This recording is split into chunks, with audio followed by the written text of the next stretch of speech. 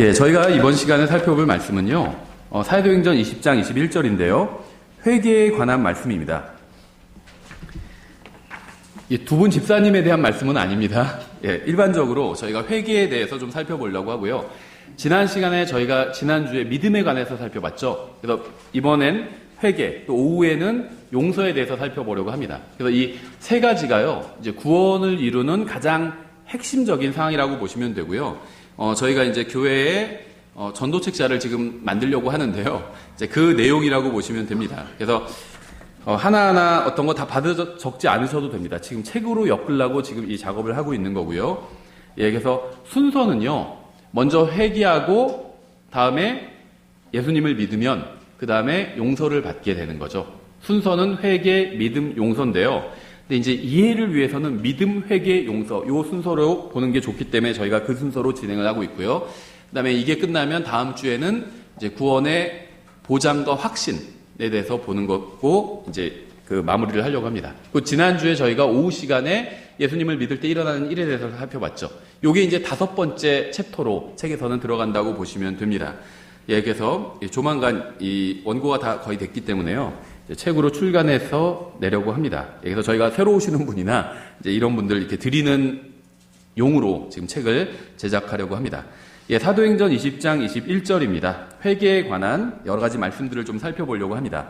사도행전 20장 21절 찾으셨으면 다 같이 읽겠습니다. 시작.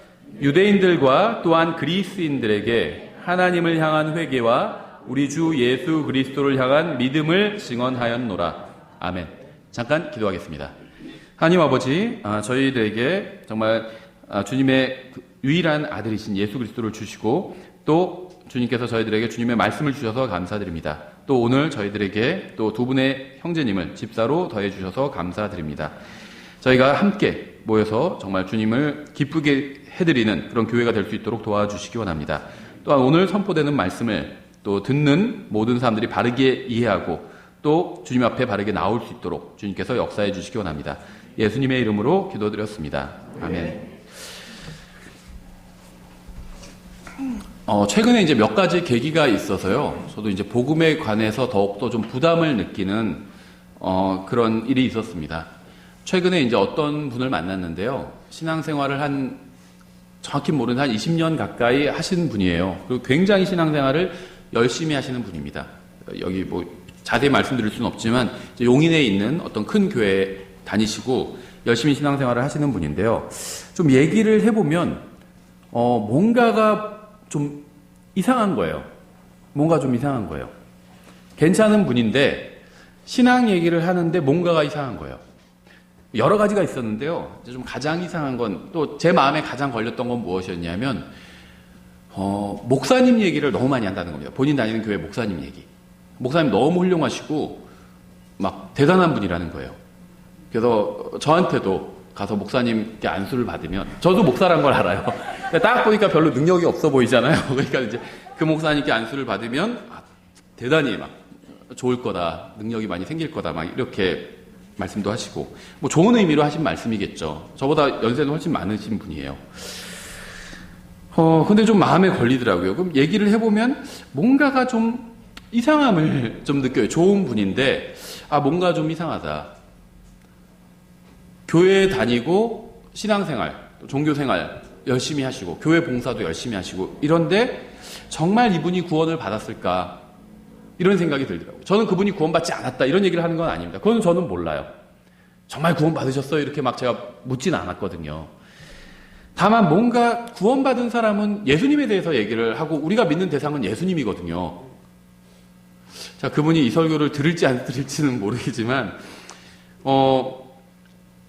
들으시면 좀 신뢰가 될 수도 있을 텐데 안 듣는다고 가정을 하고 얘기를 드리면 목사님이 한번 이렇게 뭐 설교하시다가 쳐다보시면 너무 기분이 좋고 막 그러신 얘기를 하더라고요. 좀 전 적응이 안 돼요. 그런 얘기에. 목사가 쳐다봤으면 쳐다본 거지. 그게 무슨 의미가 있어요? 의미가 없죠. 예수님이 날 보셨다. 뭐 이러면 의미가 있을지 몰라도. 그렇죠. 우리가 믿는 신앙은 대상은 예수님이거든요. 근데 성경에도 우리가 복음서에도 이런 얘기가 나오잖아요. 마지막 예수님 앞에 나와서 주여 주여 우리가 주의 이름으로 무엇을 하고 하지 않았나이까 하는데 예수님께서는 어떤 반응을 보이셨죠? 나는 너희를 전혀 알지 못한다 이렇게 말씀하셨죠. 하나님의 자녀로서 모르신다는 겁니다. 그 사람, 예수님은 전능하신 하나님이에요. 그 사람에 대해서 알고 계시죠. 하지만 하나님의 자녀로서는 모른다는 겁니다. 예수님께서 왜 그런 말씀하셨을까요? 저희가 오늘 그 본문을 다 살펴보는 건 아니지만요. 나중에 한번 읽어보세요. 그 본문을 보시면 유심히 한번 보세요. 우리가 주님을 구원자로 믿었고 이런 고백은 없어요. 주의 이름으로 무엇을 했고 이런 얘기만 있습니다. 예수님의 이름으로 무엇을 하는 것, 나쁜 일은 아니죠. 이왕이면 예수님의 이름으로 하는 게 훨씬 좋은 일이, 예수님의 이름으로, 예수님을 위해서 한 거잖아. 예수님의 이름으로 했다는 건요, 예수님을 위해서 했다는 거거든요. 나쁜 건 아니에요. 그렇죠. 내가 무엇을 해도 다 예수님을 위해서 한다, 예수님의 이름으로 한다, 나쁜 건 아닙니다. 좋은 거예요. 하지만 그것이 구원받는 방법은 아니라는 겁니다. 예수님을 내 개인의 구원자로 믿어야 돼요. 요한복음 1장 12절대로 말씀을 드린다면 예수님을 나의 구원자로 받아들인 적이 반드시 있어야 됩니다. 아무리 교회에서 열심히 봉사하고 몇십 년 봉사하고 헌금을 하고 자기 몸을 심지어 불사르게 내어준다 할지라도 예수님을 내 개인의 구원자로 받아들인 적이 없다면 그 사람은 구원받은 게 아니고요. 나중에 예수님께로부터 나는 너를 전혀 알지 못한다, 이런 말씀을 듣게 된다는 겁니다. 얼마나 끔찍해요. 평생 내가 예수님을 섬겼다고 생각했는데 헌금도 엄청나게 많이 했고 엄청나게 많은 시간과 노력을 들여서 교회에서 봉사도 했는데 주님께로부터 나는 너를 전혀 알지 못한다, 이런 말씀을 듣는다면 이건 개인적으로 모른다는 거거든요. 이거나 같아요. 저는 문재인 대통령 알죠. 대통령 알아요. 그렇죠. 하지만 그 대통령은 저를 개인적으로 모르잖아요. 그 얘기예요. 예수님은 알죠, 당연히. 근데 예수님이 나를 개인적으로 모르시는 거예요. 왜냐하면 내가 예수님을 개인적으로 구원자로 받아들인 적이 없기 때문에. 이건 굉장히 중요한 얘기입니다. 오늘 얘기도 이제 이것과 관련된 이야기들이 나와요. 그래서 여기에 대해서 좀 살펴보려고 합니다. 근데 보시면요, 이렇게 되어 있죠. 유대인들과 또한 그리스인들에게, 그러니까 이제 성경은요, 이 구약시대는 사람을 두 종류로 봤습니다. 유대인, 특별한 백성, 그리고 유대인을 제외한 모든 사람들, 이방인들, 이렇게 봤는데요. 여기서 그리스인이라는 건 물론 말 그대로 그리스인인데요. 이제 이 그리스 문화권이 지배하던 시대죠. 그래서 이게 이제 유대인들을 제외한 모든 사람들을 의미한다고 보셔도 돼요. 그래서 한마디로요, 유대인들과 그리스인에게 이 말은 무슨 말이냐면요, 그냥 모든 사람들에게 이런 의미라고 보시면 돼요. 하나님을 향한 회개와, 이게 중요해요. 하나님을 향한 회개와 우리 주 예수 그리스도를 향한 믿음을 증언하였노라, 이렇게 얘기하고 있습니다. 왜 이 두 가지를, 회개와 믿음을 왜 전했을까요? 이게 구원받는데 필수적인 요소이기 때문입니다. 먼저 회개를 해야 돼요. 믿으면 구원받죠. 맞는 말입니다. 근데 이거는요, 반만 뚝 자른 말이에요. 반드시 먼저 회개를 해야 됩니다. 회개하지 않고 믿으면 구원받을 수 없어요. 반드시 먼저 회개하고 그 다음에 예수님을 믿고 구원받아야 됩니다. 근데 이제 회개는요, 예수님이 하나님이지만 먼저 하나님, 창조자 하나님과 관련이 있어요. 나를 만드신 하나님 앞에서 내가 회개 보고를 하는 것. 물론 그 회개와 이 회개가 같은 건 아니지만 크게는 같은 개념 안에 들어가죠. 하나님 앞에서 내가 회개를 하는 겁니다. 다시 말하면 죄인이라고 인정하는 거예요. 그리고 나서 이제 내가 죄인이고 내 죄값을 십자가 위에서 다 치러주시기 위해서 예수님께서 인간의 몸을 입고 이 세상에 오신 거잖아요. 그래서 회개하고 나서, 죄인이라고 인정하고 나서 예수님의 십자가 대속을 마음으로 믿는 겁니다. 그럼 이제 구원받게 되는 거예요. 회개가 뭔지 먼저 저희가 좀 오늘 살펴보려고 합니다. 이 회개라는 말은요, 성경에 굉장히 많이 등장하는 표현이에요. 그렇죠. 뭐 한 100번 이상 나옵니다. 성경적인 표현이에요. 회개는 기본적으로요, 이 회개라는 말, 그러니까 리펜트인데 영어로는 이 리펜트라는 말 자체는요, 돌이켜서 마음과 태도를 바꾸는 겁니다. 무엇을 하다가 마음을 바꾸고 태도를 바꾸는 거예요. 기본적으로는 이런 의미예요. 구원받기 위해서는요, 본문에 나온 것처럼 반드시 회개하고 예수님을 자신의 구원자로 믿어야만 합니다. 이 둘 중에 하나로 빠지면 구원을 못 받아요. 회개만 했다, 구원 못 받습니다. 회개는 안 하고 믿기만 했다, 그것도 구원 못 받아요. 반드시 회개하고 예수님을 구원자로 믿어야 됩니다. 그래야 구원받을 수 있어요. 성경은 이런 회개를요, 그러니까 회개하고 예수님을 믿는 것, 이제 이런 것을요, 예수님을 믿기 위해서 회개하는 거죠. 이것을 생명에 이르는 회개다, 이렇게 부르고 있습니다. 근데 이 생명에 이르는 회개다 이 말의 의미는 뭐냐면요. 물론 이제 이 회개를 하면 생명에 이르게 된다 이런 말이겠지만 조금 반대로 생각해 보면 생명에 이르지 않는 회개도 있다는 거예요. 그런 회개도 나와요. 모든 회개가 다 생명에 이르는 건 아니라는 겁니다. 생명에 이르는 회개가 있고요. 생명에 이르지 않는 회개도 있습니다. 그건 뒤에서 제가 어떤 건지 보여드릴게요. 실제로 회개를 하는 것 같았지만 생명에 이르지 못했고 영원한 생명을 받지 못하고 지옥으로 떨어진 사람들이 성경에 나옵니다. 그런 사람도 찾아서 저희가 한번 보려고 합니다. 참된 회개의 결과는요. 단순히 죄를 떠나는 것이 아니라 그리스도를 통해서 영원한 생명을 얻는 것이에요. 물론 영원한 생명은 회개 후에 반드시 예수 그리스도를 구원자로 받아들일 때만 옵니다. 그래서 회개하고 예수님을 믿을 때 그렇게 내가 회개하고 예수님을 믿는 것으로 나를 인도할 때 그 회개가 생명에 이르는 회개라는 거예요. 회개라는 말은요. 이 신약과 구약에서 조금씩은 약간은 좀 다른 의미로 사용하고 있어요. 앞서 말씀드린 것처럼요. 회개의 기본적인 의미는 무엇인가로부터 돌이키는 것 혹은 마음이나 태도를 바꾸는 것. 이게 이제 회개의 가장 기본적인 의미라고 보시면 되는데요. 구약 성경에서 말씀하시는 회개는요. 기본적으로 뜻을 돌이키는 겁니다. 뜻을 바꾸는 거예요. 이게 이제 구약에서 주로 말씀하시는 회개입니다. 근데 성경을 보면요. 하나님께서 마음을 돌리신다라는 이런 표현이 나와요.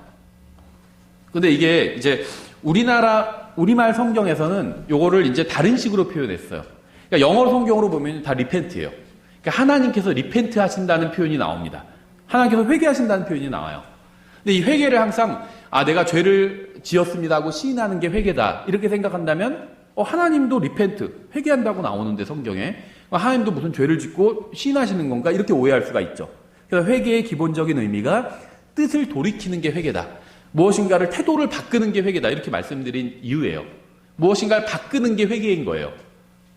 기본적으로는 그래서 성경에 의하면요 하나님께서 리펜트 하신다, 그러니까 회개하신다 이런 표현이 영어 성경에 나와요. 근데 한국말로는 이걸 좀 다른 식으로 번역을 했고요.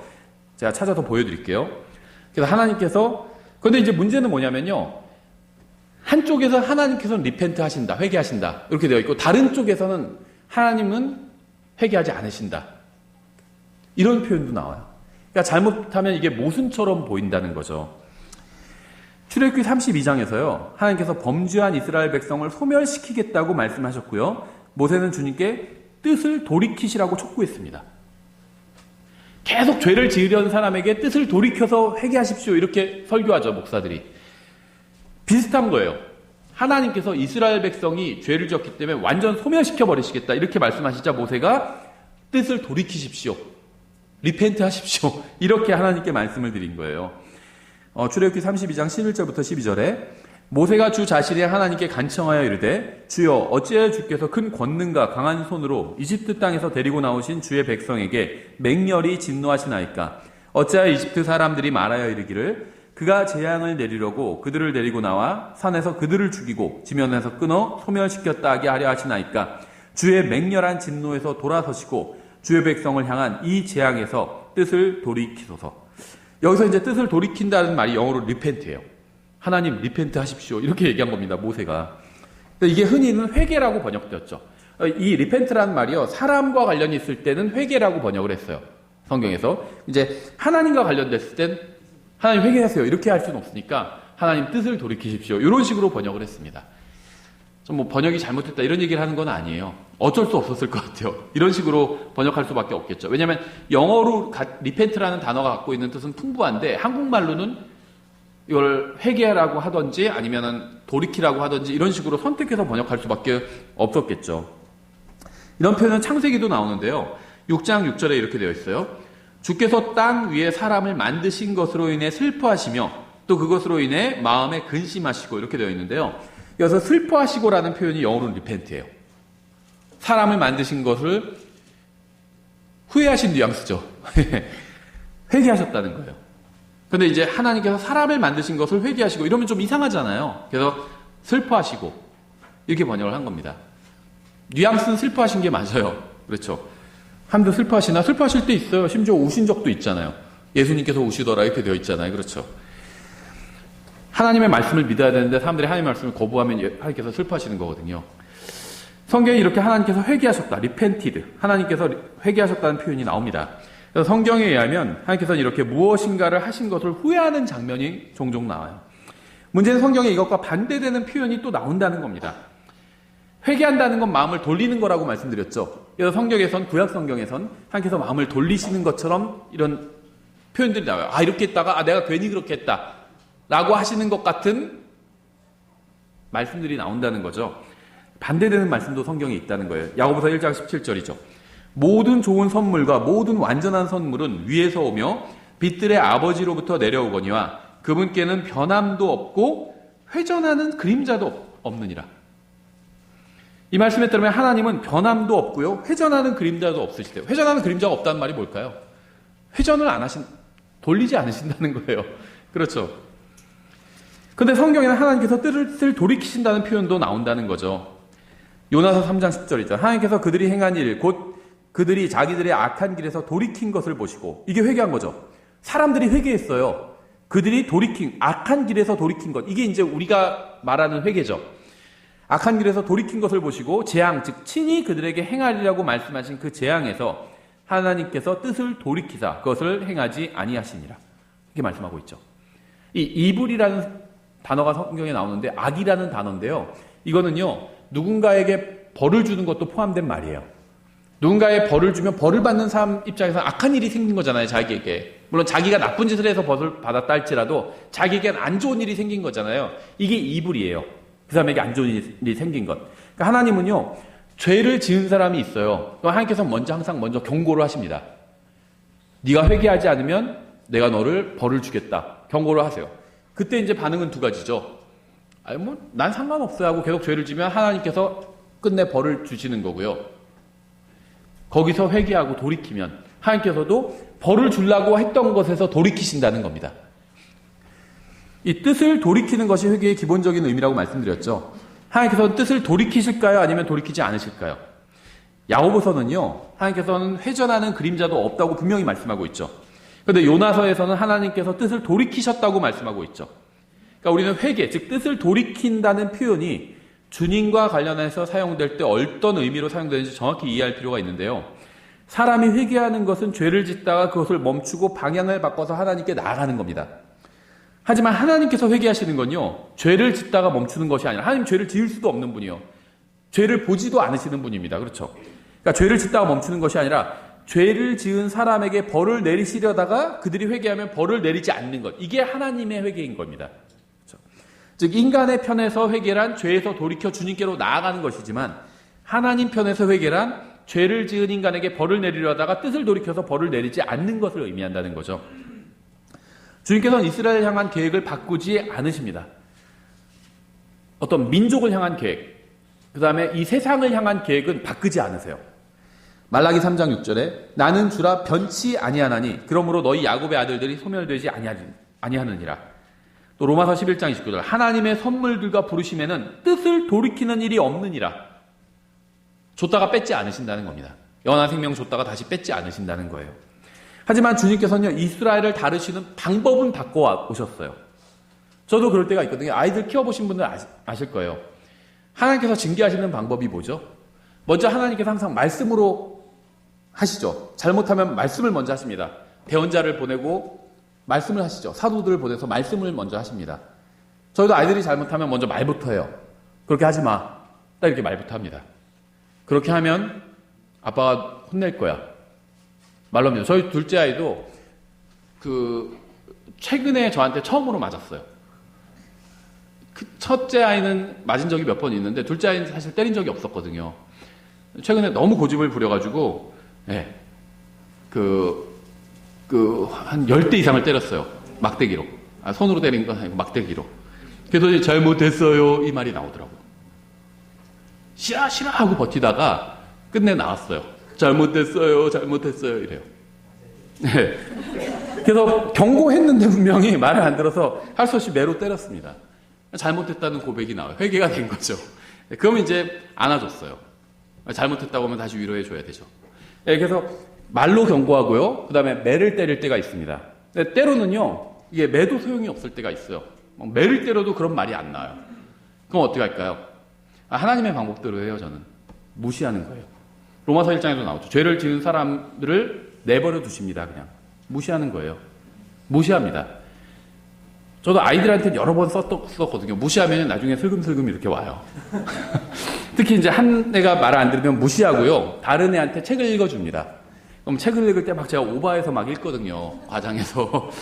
그러면은 처음에는 관심 안 보다가 고개가 빼쭉 나와서 책 읽는 걸 자기도 궁금하니까 같이 오고, 나중에는 이렇게 자 한쪽에 아이를 끼고 이렇게 책을 읽어주면 반대쪽으로 자기도 와서 딱 자기도 껴들어요.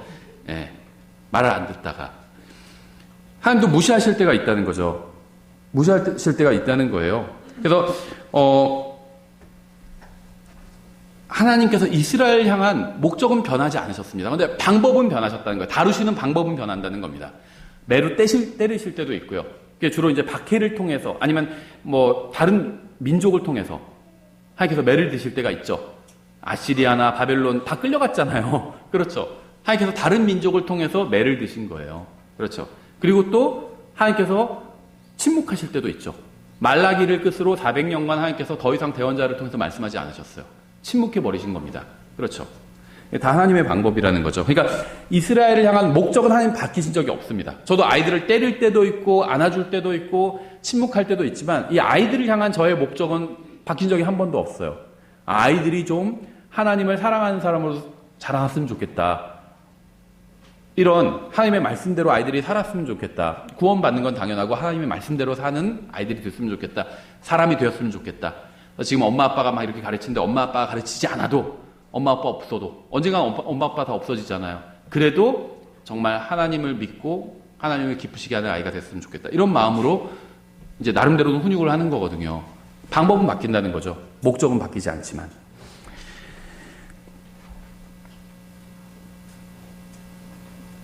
회개는요, 이 생각과 태도를 바꿔서 죄로부터 마음을 돌이켜 주님께로 향하는 겁니다. 신약성경은 이것을 하나님의 뜻대로 하는 회개다 이렇게 부르고 있어요. 고린도후서 7장 10절에 나오죠. 하나님의 뜻대로 하는 근심은, 이게 회개 말하는 거예요. 회개를 이루어 다시 돌이킬 수 없는 구원에 이르게 하거든요. 한 번 구원받으면 다시 돌이킬 수가 없어요. 구원은 내가 구원 받고 싶은데요 해서 받고, 저 보니까 구원 싫은데요 해서 다시 반납하고, 이럴 수가 없습니다. 한 번 구원받으면 그건 끝이에요. 영원한 구원입니다. 왠 줄 아세요? 구원은 하나님의 선물이잖아요. 근데 아까 우리가 인용한 구절에서 뭐라고 말씀하고 있죠? 하나님의 부르심과 선물에는 후회가 없어요. 돌이킴이 없습니다. 영원합니다. 그래서 구원에 이르는 회개가 있어요. 하나님의 뜻대로 하는 근심은 회개를 이루어 다시 돌이킬 수 없는 구원에 이르게 하거냐, 세상의 근심은 사망을 이루느니라. 두 가지 근심에서부터 회개가 시작되는데요. 하나님의 뜻대로 하는 회개는 구원에 이르게고요. 하나님의 뜻이 아닌, 하나님의 뜻 밖에 있는 회개도 있어요. 이런 회개는 사망에 이른다는 겁니다.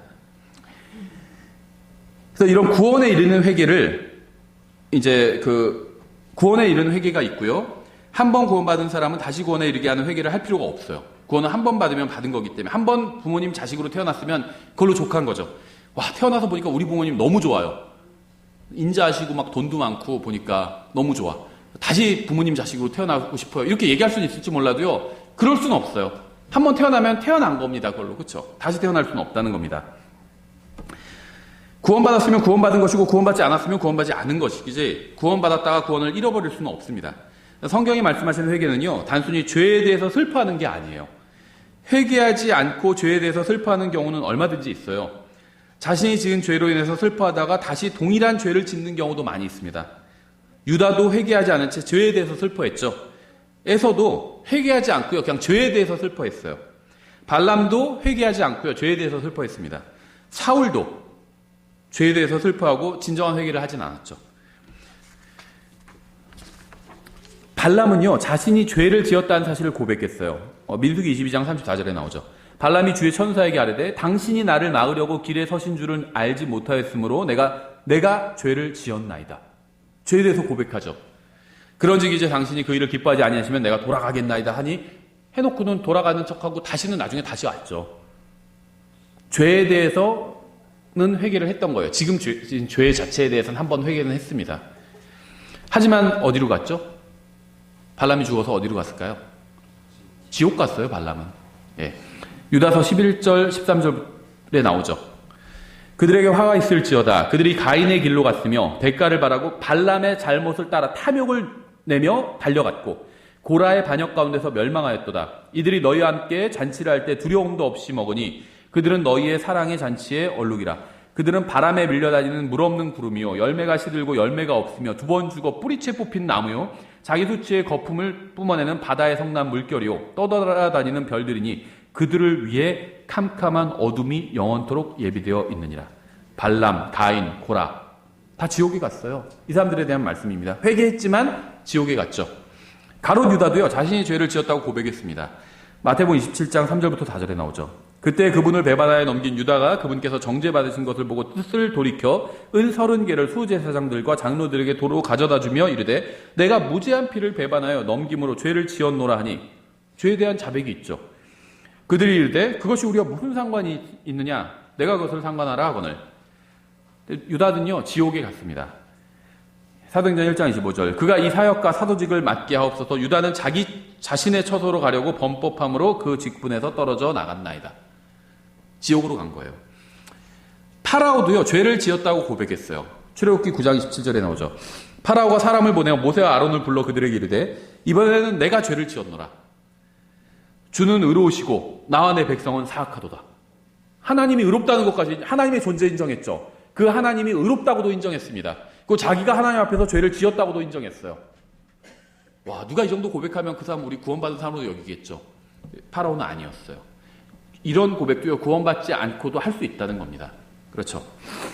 지옥 갔어요. 파라오도. 로마서 9장 17절 성경 기록이 파라오에게 이르기를 내가 바로 이 목적을 위해 너를 일으켰나니 이것은 내가 내 안에서 내 권능을 보이고 내 이름을 온 땅에 두루 밝히 알리려 함이니라 하시니라. 22절 만일 하나님께서 자신의 진노를 보이고 자신의 권능을 알리기 위해 파멸시키기에 합당한 진노의 그릇들에게 심히 오래 참으심으로 인내하시고 파라오에 대한 얘기죠.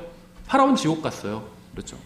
그러니까 단순히 자신이 죄를 지었다고 고백하거나 잘못을 인정하거나 슬퍼하는 것은요 성경이 말씀하시는 생명에 이르는 회개가 아닙니다. 멸망에 이르는 회개예요. 이건 성경이 말씀하시는 구원을 위한 회개는요 자신이 지은 죄로 인해서 슬퍼하는 것이 아니라 자신의 존재 자체를 슬퍼하는 거예요.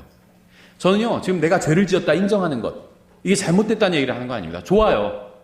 그런데 구원받기엔 그것으로 충분하지 않다는 겁니다. 저는 개인적으로 불교 좋은 종교라고 생각해요. 좋은 종교. 나쁘다고 생각해요. 불교에서 언제 막 사람들 다 폭탄 테러해라 이런 거 가르치지 않죠. 생명을 존중하라고 가르쳐요. 좋은 종교예요. 다만 구원을 얻기에는 한없이 부족해요. 아무리 불교를 열심히 믿어도 구원은 못 받는다는 겁니다. 부처님, 공자님 좋은 말씀 하셨죠? 나쁜 말씀 하신 적이 없어요. 좋은 말씀 했어요. 다 생명을 존중하고 다음에 다른 사람한테 예를 갖춰서 대하고 이런 거 가르쳤잖아요. 좋은 말씀 하셨어요. 나쁜 말씀 하신 적 없어요. 하지만 그분들 말씀은 아무리 믿고 그대로 해도 구원받을 수가 없다는 겁니다. 구원에는 부족하다는 거예요. 자기 죄를 인정하는 거 좋은 일이에요. 나쁜 건 아닙니다. 아무리 자기 죄를 인정해도요 그것으로는 구원에 이르지 못한다는 겁니다. 이걸 아셔야 돼요. 나쁘다는 얘기가 아니에요. 구원을 못 받는다는 겁니다. 그걸로는. 참된 회개는요 내가 이 죄를 지었다. 이번에는 내가 죄를 지었습니다. 제가 그 사악한 일을 했습니다. 이게 아니에요. 이런 회개도 필요합니다. 구원받은 사람은 나중에 이런 회개를 해야 돼요. 근데 구원받기 위해서는요 이런 회개로는 부족하다는 겁니다. 구원받기 위해서는요 자기가 지은 죄가 아니라 자기 자체에 대해서 회개를 해야 된다는 거예요. 자기의 존재 자체를 회개해야 된다는 겁니다. 주님을 만난 사람들은요 모두 자신의 존재로 인해서 슬퍼했어요. 이것이 바로 하나님 앞에서 자신이 죄인이라고 시인하는 겁니다.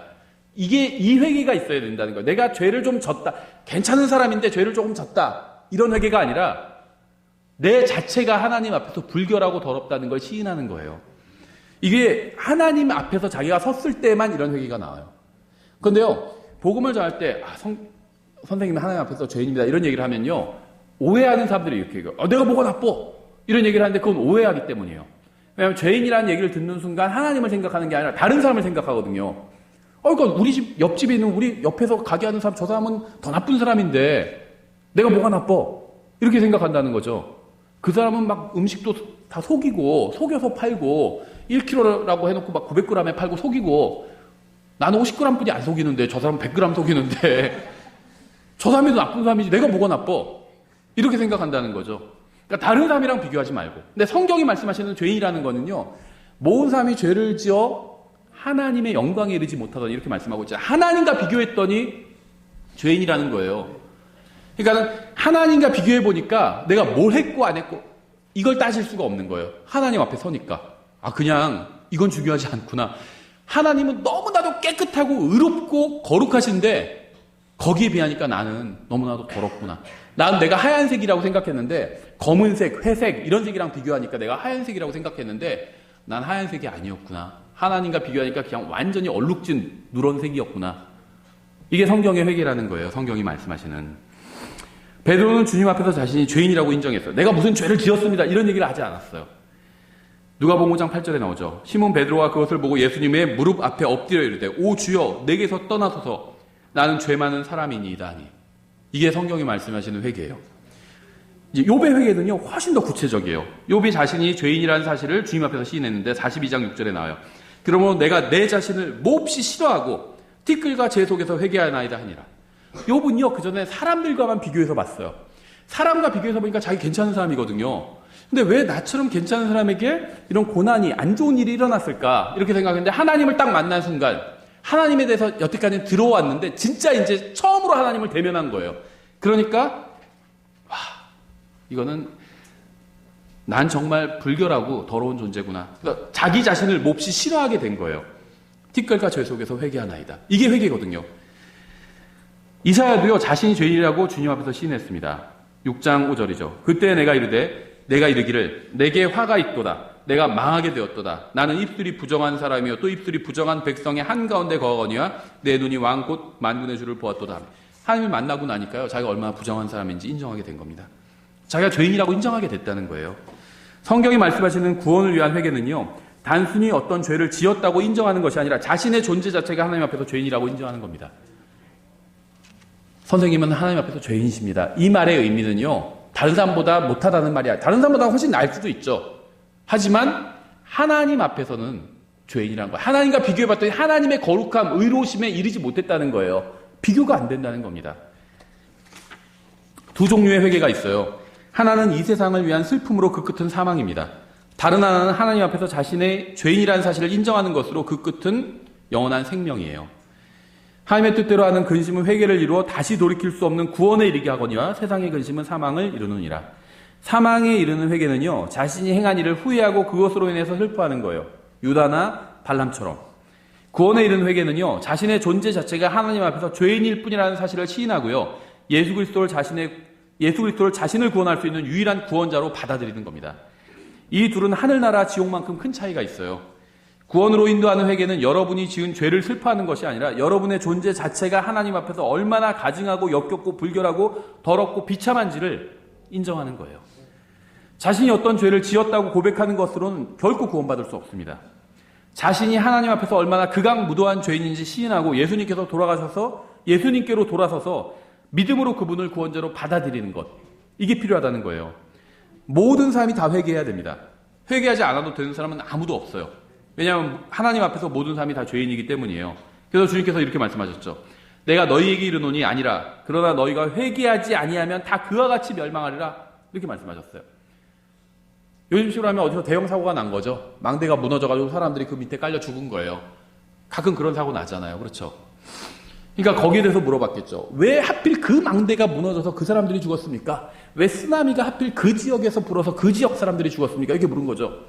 그러니까 어떤 분들이 그 지역 사람들이 더 악한 죄인이라서 그렇게 죽었다. 예수님이 안 믿어서 그렇게 죽었다. 그렇게 얘기한 분도 있었죠. 성경 그렇게 말씀하고 있지 않아요? 딱 그렇게 물어보니까 예수님께서 그들만 죄인이 아니라 너희도 회개하지 않으면 다 그와 같이 멸망하리라 이렇게 말씀하셨잖아요. 예수님께서 공식적인 사역을 시작하시면서 전하신 첫 번째 설교는요, 회개하라는 것이었습니다. 마태복음 4장 17절에 나오죠. 그때부터 예수님께서 선포하기 시작하여 이르시되 회개하라 하늘의 왕국이 가까이 왔느니라 하시더라. 믿기 전에 반드시 먼저 회개해야 됩니다. 회개 없는 믿음은요 소용이 없어요. 마가복음 1장 15절이죠. 이르시되 때가 찼고 하나님의 왕국이 가까이 왔으니 너희는 회개하고 복음을 믿으라 하시더라. 반드시 회개하고 믿어야 됩니다. 회개하고 주님을 믿으면 용서를 받게 돼요. 누가복음 24장 47절. 또 회개하 죄들의 사면이 그의 이름으로 예루살렘에서 시작하여 모든 민족들 가운데 선포되어야 하리니. 성경에서 순서는요, 의미가 있어요. 회개와 죄들의 사면. 죄들의 사면이 용서죠. 회개해야 용서가 있거든요. 회개, 믿음, 용서. 이게 성경적인 순서예요. 여기서 하나라도 빠지면요, 구원받을 수가 없습니다. 회개하지 않고 그냥 믿는다. 구원받을 수가 없어요. 회개하고 믿지 않고 그냥 용서만 받을 수도 없다는 겁니다. 회개하고 예수님을 믿어야 용서가 따라온다는 겁니다. 하나님께서는 모든 사람들에게 회개하라고 명령하셨어요. 사도행전 17장 30절이죠. 하나님께서 이같이 무지하던 때를 눈감아 주셨으나 이제는 모든 곳에서 모든 사람에게 회개하라고 명령하시나니. 무지하던 때는요, 이 구약시대를 의미해요. 이제는 예수님께서 십자가에서 죽으시고 묻히시고 부활하신 이후인 신약시대를 의미해요. 이제는. 모든 사람은 다 회개해야 됩니다. 그렇다면 무엇에 대해서 회개해야 될까요? 이 사도행전 17장의 문맥은요, 우상숭배의 문맥이에요. 우상숭배의 문맥. 고린도서 4장 4절에서 그들 속에서 이 세상의 신이 믿지 않는 자들의 마음을 가려 하나님의 형상이신 그리스도의 영광스러운 복음의 빛이 그들에게 비치지 못하게 하였느니라. 모든 사람은요, 하나님의 형상을 섬겨야 돼요. 말이 좀 이상하죠? 형상을 섬겨야 돼요. 그런데요, 어떤 형상이냐면 하나님의 형상이신 예수 그리스도예요. 예수님을 섬겨야 됩니다. 예수님이 아닌 다른 신을 섬기거나 자기 자신을 섬기거나 그러면 그런 사람들은 회개해야 된다는 거예요. 히브리서 1장 3절에도 나오죠. 하나님의 영광의 강체시요 그분 자체의 정확한 형상이시며. 하나님 자체의 정확한 형상이래요. 예수님이. 자신의 권능의 말씀으로 모든 것을 떠받치시는 이 아들께서는 친히 우리의 죄들을 정결하게 하신 뒤에 높은 곳에 계신 존엄하신 분의 오른편에 앉으셨느니라.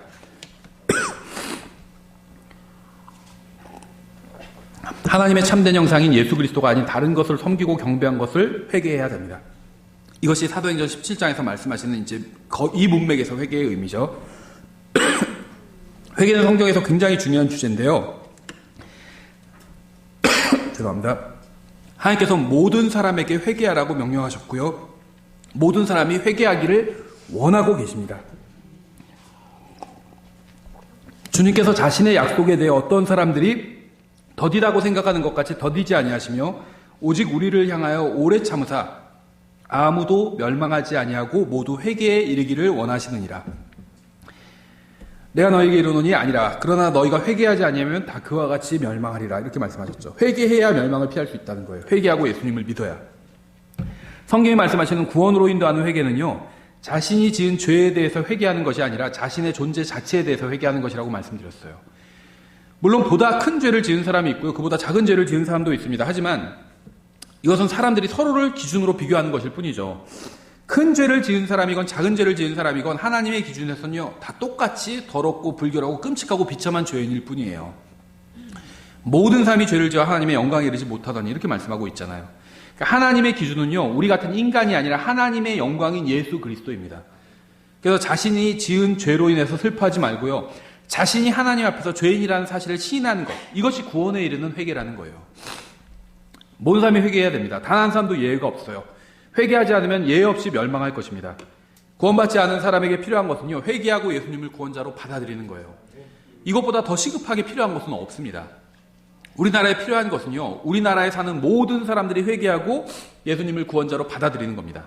이것보다 더 중요한 일은 없어요. 성경이 말씀하시는 회개가 무엇인지 이해하시겠어요? 자신의 존재를 믿는 것에서 돌이키는 것이 바로 성경이 말씀하시는 회개입니다. 자신의 존재를 믿는 것. 무슨 말이냐면, 그게 뭐 나 정도는 좀 괜찮지. 이게 자기네 존재를 믿는 거예요. 나 정도면 다른 사람보다 좀 낫지 그래도. 이렇게 생각하는 것. 여기서 돌이켜야 된다는 거예요. 이게 구원을 얻는 회개예요. 나 정도는 좀 괜찮지 그래도. 이렇게 생각하는 것. 거기서 바뀌어야 된다는 겁니다. 하나님 앞에서 저 사람과 나, 모든 사람이 다 하나님 앞에서 쓸모없는 죄인일 뿐이라는 거예요. 전능하시고 의로우신 하나님 앞에서. 예수님을 믿지 않으면 지옥에 가게 됩니다. 여기에는 예외가 없어요. 여러분 중에 단 한 사람도 예수님 없이 하늘나라에 갈 수 있는 사람은 없습니다. 여러분의 존재, 여러분의 가능성, 여러분의 능력, 여러분의 지능, 여러분의 의, 여러분의 선행으로부터 돌이켜야 된다는 거예요. 그 모든 것이 하나님 앞에서 여러분을 의롭게 만들어주지 못한다는 사실을 인정해야만 합니다. 이것이 바로 성경이 말씀하시는 회개예요. 회개는 마음과 생각을 바꾸는 것을 포함합니다. 마태복음 21장 29절에 이렇게 되어 있죠. 그가 응답하여 이르되 가지 아니하겠나이다 하고는 그 뒤에 뜻을 돌이켜 갔고. 이게 회개예요. 회개는 하나님의 말씀에 대한 태도를 바꾸는 거예요. 회개는 죄에 대해서, 의에 대해서, 그리고 하나님의 말씀이 성경에 대해서 태도를 바꾸는 겁니다. 참된 회개는요, 사람이 죄를 싫어하고 하나님의 말씀을 사랑하도록 인도해 줍니다. 참된 회개는요, 하나님 앞에서 자신의 존재를 보게 해줘요. 하나님 앞에서 자신이 어떤 존재인지 인정하는 사람은요, 그분 앞에서 부끄럽고 죄송해서 고개를 들지도 못하게 됩니다. 이게 참된 회개를 한 사람의 상태예요. 회개를 하고 나는데, 내가 하나님 앞에서 좀 대단해진 것 같다. 이러면 잘못된 회개를 한 거예요. 참된 회개를 한 사람은요, 하나님을 생각하기가 너무 죄송해요. 이게 참된 회개의 결과예요. 누가복음 18장에 나오잖아요. 세리가 이런 회개를 했죠. 세리는 멀리 서서 감히 눈을 들어 하늘을 우러러 보지도 못하고 다만 가슴을 치며 이르되 하나님이여 죄인인 내게 긍휼을 베푸소서 하니라. 하나님을 보지도 못했어요. 하나님 앞에 서 보니까는 난 죄인이구나. 그분을 차마 볼 수도 없는 거예요. 너무 부끄러워서. 이게 참된 회개의 결과예요. 세리는 자신이 하나님 앞에서 얼마나 큰 죄인인지 인정하고요. 그저 긍휼만 구했습니다. 제가 이런 잘못을 했고요. 세금을 이렇게 해서 어떻게 했고요. 이런 거 고백하지 않았어요. 하나님을 만나니까 그게 문제가 아니란 걸 알게 된 거예요. 조금 내가 죄를 졌고 저 사람보다 조금 그래도 좀 잘했고 저 사람보다 어떤 건 좀 더 못하기도 했고 이게 문제가 아니란 걸 알게 된 겁니다. 하나님의 거룩하심 앞에 서니까요. 내가 자잘하게 따질 필요가 없다는 걸 알게 된 거예요. 그래서 그분을 아예 보지도 못한 거. 그분이 계신 하늘을 본다고 그분이 보이지도 않죠. 근데 그래도 그분이 계신 방향조차도 고개를 들 수가 없는 거예요. 우리가 그럴 때가 있잖아요. 너무 큰 잘못했을 때 막 고개를 들 수가 없잖아요. 세리가 그랬던 거예요. 은혜는요, 받을 자격이 없는 사람에게 주시는 선물이에요. 선물을 받을 자격이 전혀 없는데 선물을 주는 게 은혜고요. 긍휼은요, 벌을 받아야 되는데 벌을 내리지 않는 게 긍휼입니다. 세리가 뭘 구했을까요? 죄인인 내게 긍휼을 베푸소서. 하나님 앞에서 나는 죄인이고 벌을 받아 마땅한 사람이구나. 이걸 깨달은 거예요.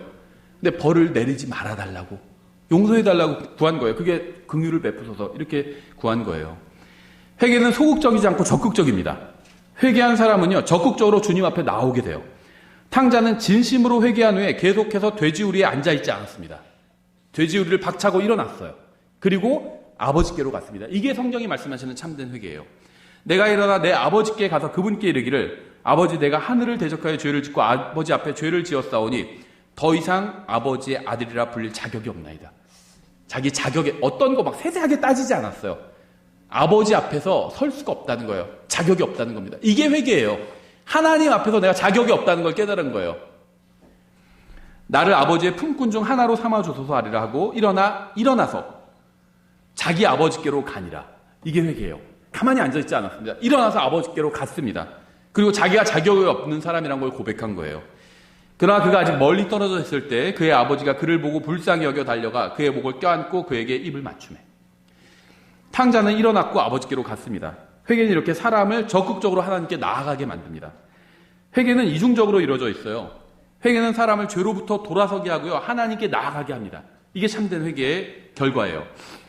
유대인들과 또한 그리스인들에게 하나님을 향한 회개와 우리 주 예수 그리스도를 향한 믿음을 증언하노라. 그들의 눈을 열어 주어 그들을 어둠에서 빛으로 사탄의 권세에서 하나님께로 돌아오게 하려 하며 또 그들이 죄들의 용서를 받고 내 안에 있는 믿음으로 거룩히 구별된 자들 가운데서 상속 유업을 받게 하려 함이라 하더이다. 그들이 직접 우리에 관하여 보여주되 우리가 어떤 식으로 너희에게 들어갔는지 또 너희가 어떻게 우상들을 버리고 잘못된 거에서 돌아선 거죠. 하나님께로 돌아와 살아계시고 참되신 하나님을 섬기며, 그러니까 죄를 버리고 하나님께로 가는 것, 이게 성경이 말씀하시는 회개라는 거예요. 죄의 본질은요, 하나님을 떠나게 만드는 데 있습니다. 어떤 게 이게 죄일까 아닐까 이런 경우가 있죠. 성경에서 명백하게 간음, 도둑질, 거짓 증언, 거짓말하는 거, 이거 다 죄죠. 그런데 이렇게 명백하지 않은 것도 있어요. 우리가 살아가면서 하는 일들 중에. 그럼 이게 죄인가 아닌가 의문이 생길 때가 있어요. 그때 이 생각을 하면 됩니다. 이거를 함으로 인해서 하나님을 떠나게 된다면 하나님으로부터 뭔가 좀 멀어져요. 하나님께 나가기가 꺼려지고. 그럼 그건 죄예요. 죄의 본질이 하나님을 떠나게 만드는 거거든요. 마찬가지로 회개의 본질은요, 하나님께 나아가게 만드는 데 있습니다. 하나님께 나아가지 않고 죄에서만 떠나는 것은 이건 개혁일 뿐이에요. 개혁. 죄에서 떠나 하나님께 나아가야지, 이게 거듭남, 다시 태어남, 중생입니다. 하나님께로 가지 않는다면 죄에서만 떠나는 것은 아무런 의미가 없고요. 성경적인 회개가 아닙니다. 그렇다면 어떻게 해야지 회개할 수 있을까요? 참된 회개는요, 어디서 올까요? 참된 회개는요, 항상 성령님으로부터 와요. 요한복음 16장 7절 8절 이렇게 되어 있죠. 그럼에도 불구하고 내가 너에게 진실을 말하노니 내가 떠나가는 것이 너에게 유익하니라. 내가 떠나가지 아니하면 위로자께서 너에게 오지 아니하시리라. 성령님 말하는 거죠. 그러나 내가 떠나면 내가 그분을 너에게 보내리니 그분께서 오셔서 죄에 대하여 의에 대하여 심판에 대하여 세상을 꾸짖으시리라. 아, 내가 하나님 앞에서 죄인이구나. 이런 마음이 생길 때가 있어요. 우연히 생긴 게 아니에요. 성령님께서 지금 내 안에서 일하고 계신 겁니다. 무시하면 안 돼요. 자신이 하나님 앞에서 죄인이라는 생각이 드는 것은요, 성령님께서 그 생각을 마음속에 넣어주셨기 때문입니다. 따라서 그 생각을 거부하지 말고 믿음으로 붙들어야 돼요. 어떤 마음이 막 뜨겁고 막 그래야지만 그게 성령의 역사라고 생각하는데요. 마음이 뜨겁고 그런 게 성령님의 역사일 수도 있고 아닐 수도 있어요. 구분이 안 돼요. 그래서 그거를 기준으로 삼으면 안 돼요. 근데 성령님은요, 죄에 대해서, 의에 대해서, 심판에 대해서 말씀하시는 분이거든요. 무엇인가 할 때 그건 죄야 얘기해 주시는 거예요. 그게 의로운 일이야 얘기해 주시는 거예요. 심판, 하나님의 심판, 큰왕자 심판, 그리스도의 심판석 생각하게 해주시는 분이에요. 아, 이렇게 하려고 하는데 맞아, 내가 이렇게 하면 예수님을 나중에 만났을 때 심판을 받게 되는데 괜찮을까? 내가 그냥 똑똑해가지고 생각이 난 게 아니에요. 성령님께서 생각나게 해주신 거예요. 그래서 내가 하나님 앞에서 죄인이라는 것, 그런 생각이 들잖아요. 아직 100%는 안 들었어요. 근데 그게 맞을 수도 있고, 내가 정말 하나님이 계시다면, 의롭고 완벽하게 거룩하신 하나님이 계시다면 그 하나님 앞에서 내가 죄인일 수도 있겠다, 이런 생각이 드는 이유는요, 지금 내 안에서, 내가 아직 구원받지도 않았는데 내 안에서 성령님께서 일하고 계신 거예요. 그걸 몰아내면 안 돼요. 받아들여야 돼요. 그럼 그 다음으로 성령님께서 계속해서 인도해 주시거든요. 스스로 반대하는 자들을 온유함으로 일깨워 주어야 하리라. 혹시 하나님께서 그들에게 회개를 허락하사 진리를 인정하게 하시리니. 회개를 하면요, 그 다음에 어떻게 되는 줄 아세요? 진리를 인정하게 돼요. 하나님 앞에서 내가 죄인이라는 사실을 인정하는 게 구원에 이르는 회개라고 말씀드렸죠. 이렇게 회개하면요, 그 다음엔 맞다, 하나님께서 살아계시고 내 죄값을 십자가 위에서 다 갚아주셨구나, 이렇게 진리를 인정하게 된다는 겁니다. 한번 이렇게 회개해 보세요. 진리를 인정하게 돼요. 성령님께서 인도해 주실 거예요. 사람들이 하나님의 말씀을 듣는 순간 성령님께서는 그들이 죄인이라는 확신을 마음속에 주셔서요, 회개하게 하시고 예수님을 구원자로 받아들이게 하십니다. 성경은요, 혹은 하나님의 선하심이 너를 인도하여 회개하게 함을 알지 못한 채 내가 그분의 선하심과 관대하심과 오래 참으심의 풍성함을 멸시하느냐, 이렇게 말씀하고 있어요. 제가 방금 얘기해드린 것과 정확히 일치하는 말씀이죠. 하나님께서 왜 내가 죄인이라는 생각을 성령님을 통해서 나에게 주시는 걸까요? 하나님께서 관대하시기 때문이에요. 오래 참고 계신 겁니다. 지금 하나님께서는요, 여러분을요, 참아주고, 여러분 중에 아직 예수님을 구원자로 받아들이지 않으신 분도 있죠. 죽으면 어떻게 되는지 아세요? 즉시 지옥에 가요. 즉시. 근데 왜 지금까지 살아있게 하시는지 아세요? 관대하시기 때문이에요. 하나님께서는 관대하시기 때문이에요. 참아주고 계신 거예요. 기회를 주고 계신 거예요. 이 기회를 그냥 발로 뻥 차버리면요, 정말 그건 너무나도 어리석은 거예요. 주님께서는요, 내가 사랑하는 자들을 다 책망하고 징계하노니 그런즉 열심을 내고 회개하라, 이렇게 말씀하고 계세요. 회개의 기회를 주셨다는 것 자체만으로 하나님의 사랑을 받고 있다는 겁니다. 한 사람이 회개하면요, 하늘나라 전체가 기뻐합니다. 누가복음에 나오죠. 그리고 하나님께서는 회개한 사람의 모든 죄를 용서해 주세요. 이사야서 55장 7절. 사악한 자는 자기 길을 버리고, 이게 회개죠. 불의한 자는 자기 생각을 버리고, 나 정도면 괜찮은 것 같아, 자기 생각을 버리라는 거예요. 주께로 돌아오라, 이게 회개예요. 자기 생각을 버리고 주님께로 돌아가는 겁니다. 이게 회개예요. 그리하면 그분께서 그에게 긍휼을 베푸시리라. 긍휼이 뭐라고 그랬죠? 벌을 내려야 되는데 벌을 내리지 않는 거라고 그랬죠. 긍휼을 베풀어 주신대요. 우리 하나님께로 돌아오라. 그분께서 풍성하게 용서하시리라. 하나님께서는요, 회개하지 않은 사람은 결코 용서해 주지 않으십니다.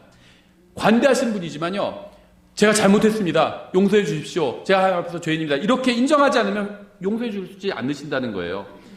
회개한 마음의 상태만, 왜 그러냐면요, 진심으로 회개한 마음의 상태만 용서를 받아들일 수 있기 때문이에요. 하나님께서는요, 돼지에게 막 진주를 던지시는 분이 아니에요. 보석을 쓰레기통에 던지시는 분이 아닙니다. 보석을 두기에 적합한 곳에 두시고, 보석을 두기에 적합한 건 보석함이겠죠. 그렇죠. 하나님께서는 그러시는 분이에요. 그럼 보석함이 왜 가치가 있죠? 보석이 들어있으니까. 맞아요. 보석이 없으면 그 보석함은 의미가 없어요. 그렇죠. 도둑이 들어와서 보석 딱 하면 여기서 보석은 딱 두고 보석함만 딱 갖고 나가진 않는다는 거죠. 예. 네. 하나님의 용서가 같이 있는 거죠. 근데 하나님의 용서를 둘 수 있는 그릇이 필요해요. 회개한 사람의 마음 상태가 하나님의 용서를 받아들일 수 있는 유일한 그릇이라는 겁니다. 회개를 하면 용서를 받아요. 하지만 우리는 혼동하지 말아야 됩니다. 주님께서 우리 같은 죄인을 용서해 주시는 이유는요, 우리가 한 회개 때문이 아니에요. 하나님 저를 불쌍히 여겨주십시오. 그러니까 생긴 것도 불쌍하고 용서해 줘야겠다, 이래서 용서해 준 게 아니라는 거예요. 주님께서 우리 같은 죄인을 용서해 주신 이유는요, 우리가 한 회개 때문이 아니라 예수 그리스도께서 십자가에서 피를 흘리면서 우리의 죄값을 치러주셨기 때문이에요. 하나님을 감동시킬 수 있는 건요, 이 세상에 아무것도 없어요. 우리가 아무리 막 생각해보세요. 집을 다 팔아가지고 다 헌금하긴 많으니까 절반을 헌금했어요. 2억짜리 집을 팔아서 1억을 헌금했어요. 그럼 어떻게 될까요? 네, 교회에선 목사는 감동해요. 하나님은 감동하지 않으세요. 네. 1억이 우리 교회는 큰 돈이죠. 하나님께도 큰 돈일까요? 아무것도 아니에요. 하나님께.